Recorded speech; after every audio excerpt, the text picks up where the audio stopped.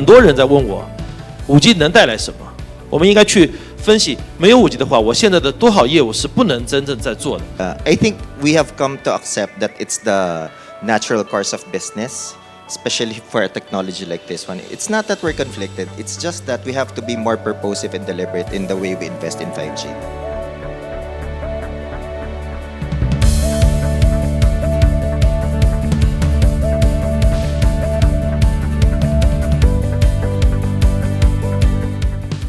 I think a good place to start is for each of you just to tell the crowd a little bit about who you are and what your role is. Should we start there?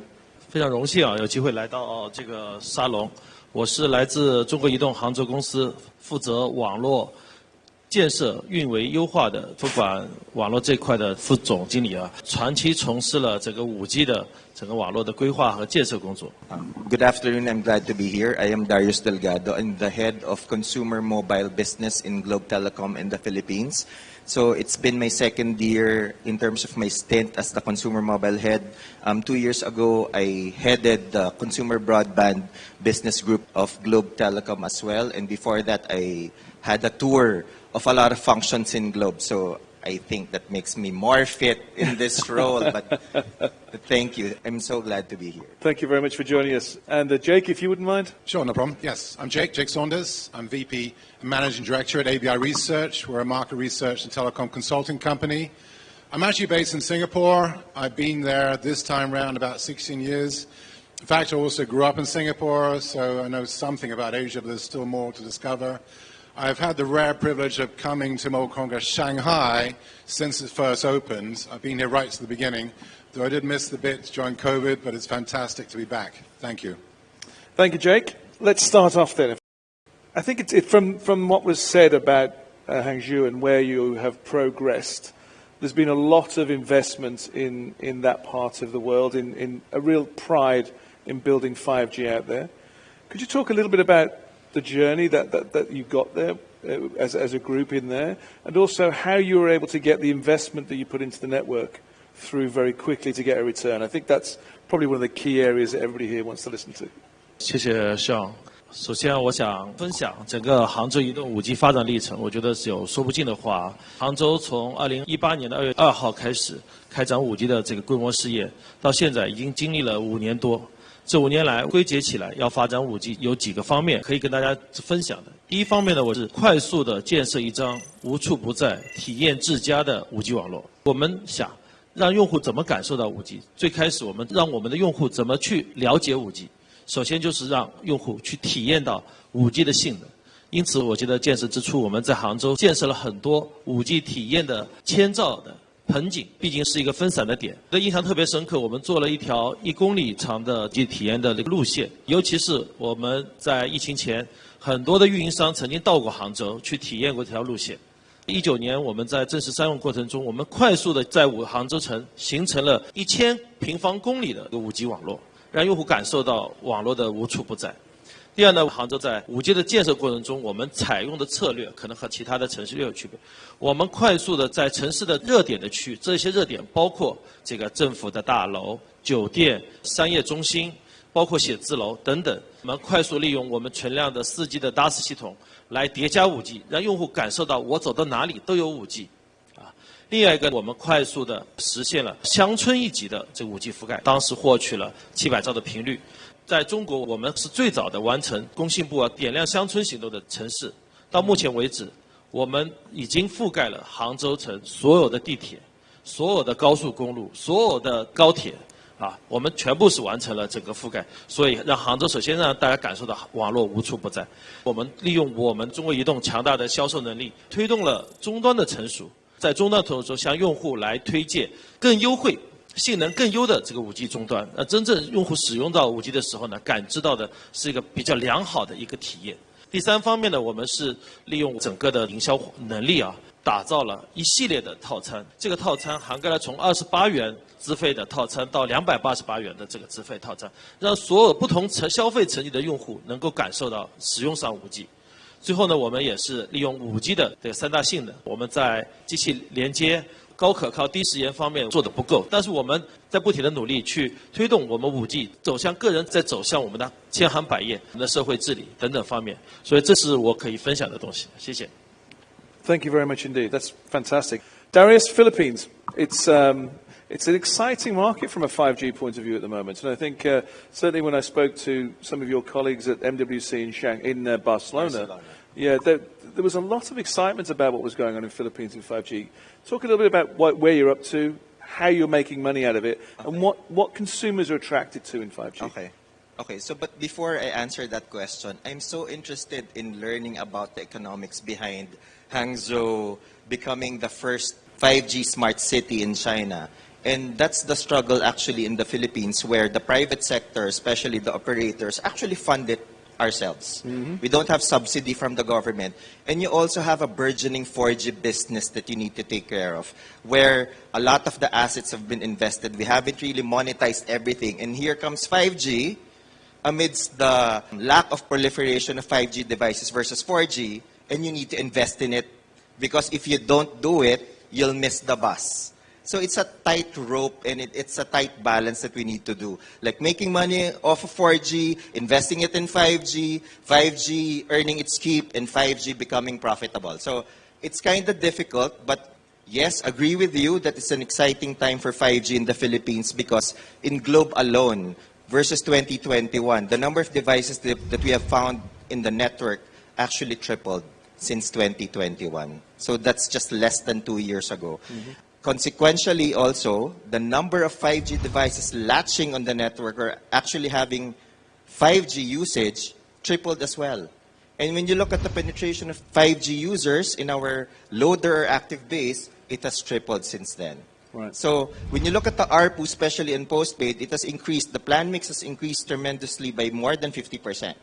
Wow. So prepaid, not so much, but postpaid customers are really the early adopters. So it's a sign of great things to come for prepaid. And prepaid in the next few years will actually mimic the same trajectory, growth trajectory that we are enjoying in postpaid.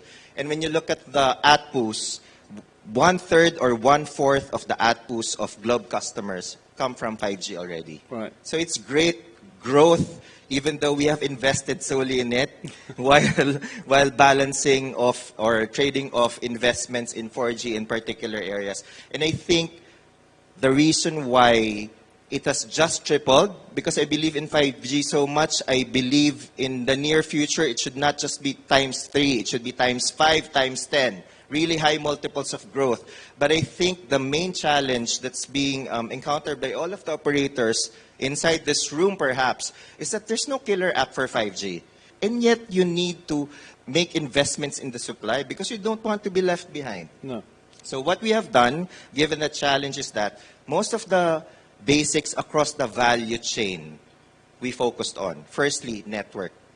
Unlike your story, which is admirable, by the way, where all of the supply of 5G came in before the demand followed, we are very purposive and deliberate in where we plant the seeds in terms of 5G sites. Because we are also scared not being able to ROI on it the same way that we are ROIing on 4G. So it's always a toss between, in this territory, do you want 5G sites or do you want 4G sites? And we are very purposive and deliberate in the way we select the areas and the sites where we need to install 5G based on our more intelligent, it becomes more and more intelligent by the day, in the way we forecast 5G device adoption in an area. So we don't forecast nationally, we forecast by territory. And I think that's one of the ways that can make the 5G economics work better. It's not the silver bullet, but it's a great thing to do. Second, in terms of creating the demand, you have to attract customers via pricing too, via your offers. And so we have embedded all of the 5G SKUs in all of our brands, and even in our SIM-only plans on the postpaid side, we have embedded it as a freebie to encourage trial, and then they graduate into a paid service from the free model. So it's a freemium model. Thirdly, we have to push and accelerate device adoption because device is treated as part of supply. It's not only network. The network is useless if there's no device that can latch on it, right? And so we have been cooperating and collaborating with all of our ODMs, ODM partners, to make sure that all of the 5G devices and features are available up to the last model. Even the flagship model should be 5G. Otherwise, we cannot push for it, right? We cannot monetize the capacity. At the same time, we have learned that the open channel in the Philippines, the non-Samsung, non-Huawei, and non-Apple stores, and non-Globe stores, the trade actually overtakes us in terms of device sales. And the reason behind that is that there are installment options. There are credit options. So as part of the Globe Group, we have Mint, which is GCash, which is a great fintech company. We have partnered with them in terms of giving credit options via G-Loans, G-Gives, and G-Credit. And so there's a more accessible way for customers to actually buy the device. And we have also offered zero interest plans working with the credit card companies. So that lowers the barrier to entry in terms of the purchase price or the cost of the device for the customers. Lastly, it's a lot of marketing play. Yeah. Lot of flexing, marketing clout investment. We leverage on our clout as the leader in MDS or mobile data services in the country. We were the ones whom Facebook or Meta now and Netflix partnered in the Philippines to make MDS a burgeoning and a really big business that it is today. So we are the preferred partners of content partners, our content companies in the Philippines. So we leverage on that. So any immersive experience we brand as 5G. We even invented the metaverse-like platform with a certain agency. It's not the metaverse that you saw earlier. That's so much more sophisticated. We will get there in a few years' time. But having that marketing spin to offer an immersive experience to the customer and ascribing that experience to be only available and possible via a 5G device works wonders to the customer. It's not that we're lying to the customer. It's packaging it correctly and compellingly so that customers understand that they can only get that service via a 5G device. And that creates a lot of pull for the operator like Globe. Jake, so you're the analyst on this panel. Well, one of the two analysts on this panel. So you kind of look over the top of all this. How does it work? How do you see it working out? How do you see it? Because these are the guys who are on the sharp end of it. These are the guys who are trying to make it work and pay. And how do you see it as an analyst? I mean, it's a fascinating space. I've been tracking this industry for almost 20 years now, and it's really evolved. In the early days, it's about just getting coverage out there. And I have some sympathies with Darius. You know, there are challenges for the modern operator in Asia where they don't get subsidies from the government. I probably would say they should. It's more than just simply a service. It's up there with water, utility, and gas, electricity. It's becoming embedded and fixed into our fabric of our lives. So there are challenges they're faced. There are, I think, the ways governments could help support those processes. There's also the opportunities. So we have seen sort of service revenues in many other parts of the world sort of flatten out. I was very intrigued to see the slides we saw today about the Chinese operators and what they're achieving. And I think one of the dangers we face is the lack of vision and what it can do. It's not just simply about coverage. You know, in England, we say, you know, have you got coverage? Yeah, I've got coverage. You've got coverage. We, you know, hit and miss is where you get coverage. It's a common refrain. But it's got to be much more than that, because reality is how much of the time do we actually are outdoors? 70, 80% of the time we're indoors, where we need that coverage in the living room, upstairs, and so forth. What is it supporting? Not just, yes, receiving a phone call from your grandmother or so forth, but it can enable additional services, and there are tremendous opportunities. So, for example, video gaming, gaming itself is a $47 billion market in Asia. Cloud gaming is starting to pick up. It's about $3 billion, but a lot of it is about the experience. If the experience is there, you can't deliver. Expedia, Google, they jumped the gun. It was too premature in my opinion. I still believe very much in cloud gaming, but you've got to get the fabric of coverage in place. That's got to be fundamental, and then it can take off. And it's not just simply about gaming and entertainment, it's also education. That same device, that same platform can educate not just kids, but also people in their adulthood getting additional degrees and experience and so forth. The third one is, yes, watching your favorite movies wherever it may be, but there's also the flip side of it. We're all taking videos of ourselves, doing selfies. I can see it's a place where we're moving to sort of personal broadcasting, where people are talking perhaps to a loved one halfway around the world, and therefore you need a good uplink, low latency, and that's going to be quite crucial. We're seeing that being implemented, I think, with 3 in Hong Kong and so forth. Yes. So exciting there. And then the last one I'll wrap up with is fixed wireless access. I mean, Sean, and we've been tracking this space when the days used to be called wireless local loop. Exactly. And it was a terrible thing and the technology wasn't right. But I think now there's the bandwidth, there's the technology, the innovation, there's momentum really to make this harness. I mean, yes, a lot of homes. I mean, I live in Singapore. I've got a fiber optic connection, 1 gig. It's fabulous. But there are many places that don't have that. There are many villages and towns. They could perhaps be using fixed wireless access to get access to people's homes. Because the other reality is in Asia, and they're part of the household. And in many households, Indonesia, Malaysia, extended households, they could also benefit from the access from Wi-Fi access from a hub which has got fixed wireless access. So fixed wireless access, we see it as a market, is about $22 billion of opportunity over the next couple of years. Cloud gaming, about $3 to $4 billion, but ramping up faster than that. Immersive video, $25 billion. So there's money to be made there, but you've got to have the infrastructure in place. Yeah, absolutely. I couldn't agree more. I think some of the numbers I saw from China Mobile in Hangzhou, and also some of the ones that Richard spoke about earlier on, were startling to me, to be honest with you. 5G. I was genuinely taken aback by them. I think the scale of them. Perhaps, if you wouldn't mind telling us, how did you move from 5% to 10% to nearly 35% of your traffic now on 5G? What were the triggers? Can you remember that, or was it a very gradual base change? 从我的感觉来讲，网络的覆盖其实还是驱动我们流量增幅的一个非常关键的因素，让用户感到哪里都有 5G 网络，用户的所有的使用才会驻留在 5G 网络上。所以说我们在做好网络覆盖的同时，我们也跟进了网络的整体的优化，让我们更优质的终端在这个网络侧能够更多的时间在驻留在 5G 网络上，这是我觉得从网络上能做的。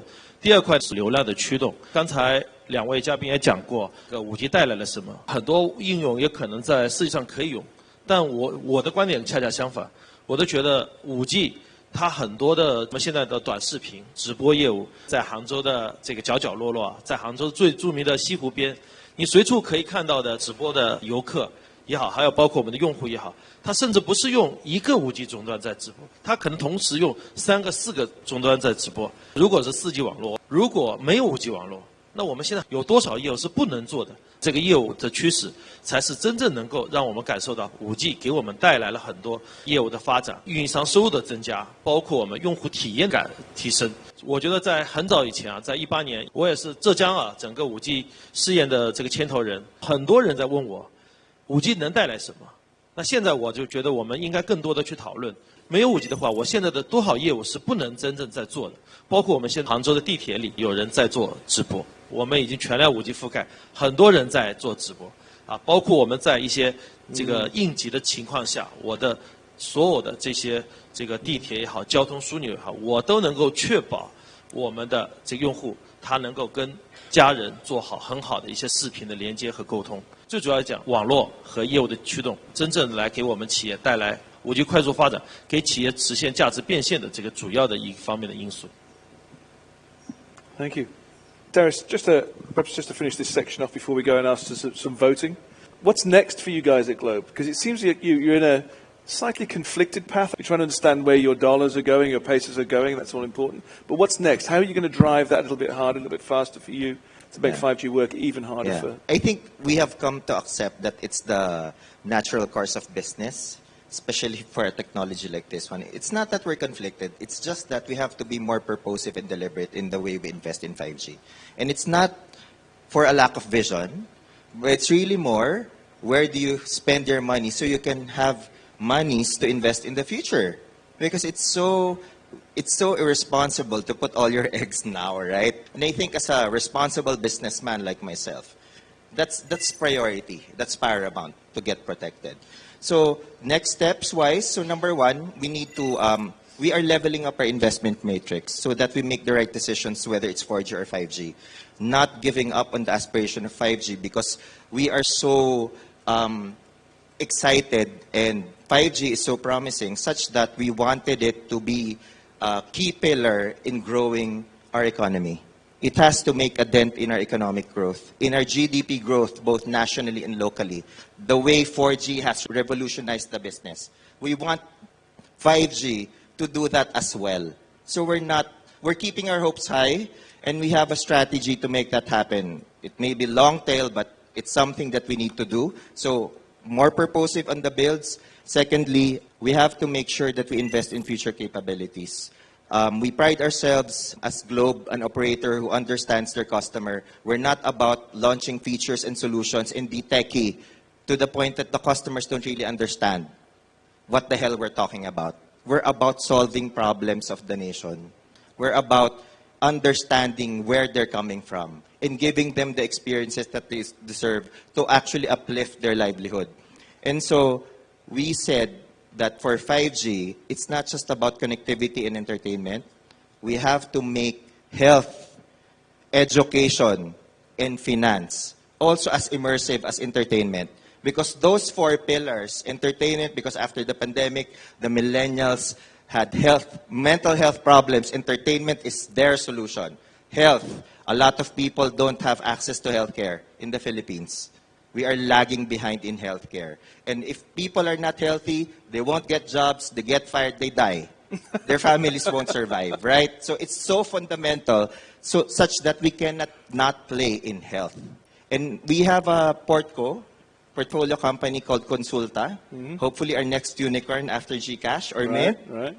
So can you just imagine a more immersive teleconsult or video consult on Consulta MD with 5G?